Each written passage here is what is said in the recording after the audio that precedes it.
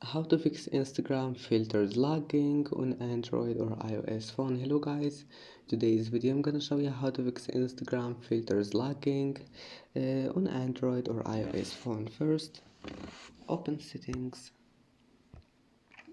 and then go to battery, and here if you found here performance mode, allow it. This one will help you to fix your problem, and that's it. Or you can just disable power saving mode, and then let's move to the next step.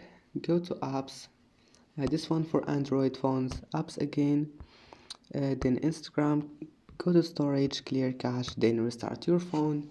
And if you have an iPhone, just uninstall your Instagram and install it again. You will need to log in again to all your accounts, but that will fix your problem. Don't forget like, and see you in the next video.